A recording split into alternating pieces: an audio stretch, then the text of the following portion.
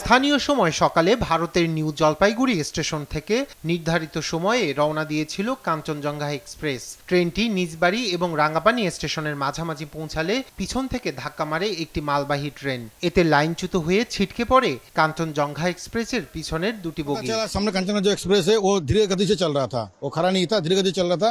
पीछे से जो मालगाड़ी है वो अचानक बहुत स्पीड से था, वो आके पीछे से मर दिया उसको। जब हम लोग नमाज पढ़ के बाहर निकले तो हम लोग को खबर आया कि हमारे यहाँ 2 किलोमीटर अंदर एक ट्रेन दुर्घटना हुई है। এই ঘটনায় তাৎক্ষণিকভাবে অনেকের মৃত্যুর খবর নিশ্চিত করেছে পুলিশ। তবে এ সংখ্যা আরো বাড়তে পারে বলে ধারণা করছেন তারা। এছাড়াও আহত হয়েছেন বহু যাত্রী। Injured अभी तक 25 to 30 nearly, but the injuries are not fatal. We have already rescued them with their luggages.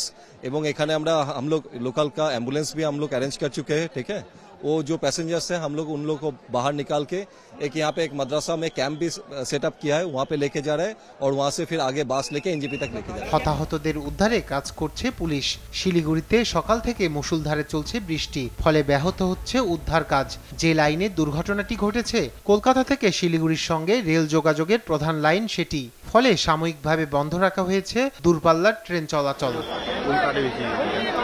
এদিকে ভয়াবহ এই ট্রেন দুর্ঘটনায় হতাহতদের পরিবারের প্রতি গভীর শোক জানিয়েছেন পশ্চিমবঙ্গের মুখ্যমন্ত্রী মমতা বন্দ্যোপাধ্যায়। দুর্ঘটনার পরপরই সামাজিক যোগাযোগ মাধ্যম এক্সে দেওয়া এক পোস্টে তিনি জানান, দুর্ঘটনার কারণ অনুসন্ধানে এর মধ্যে তদন্ত শুরু হয়েছে। একই সঙ্গে উদ্ধার কাজে গতি আনতে এবং আহতদের চিকিৎসায় প্রশাসনকে সব ধরনের সহায়তার নির্দেশও দিয়েছেন তিনি। আসামের আগরতলায় এবং শিলচরের সঙ্গে পশ্চিমবঙ্গের যোগাযোগ স্থাপনে গুরুত্বপূর্ণ ভূমিকা পালন করে থাকে কাঞ্চনজঙ্ঘা এক্সপ্রেস।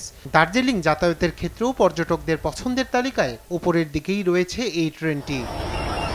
রায়হান কবি শুভ্র, নিউজ ডেস্ক, দেশ টিভি।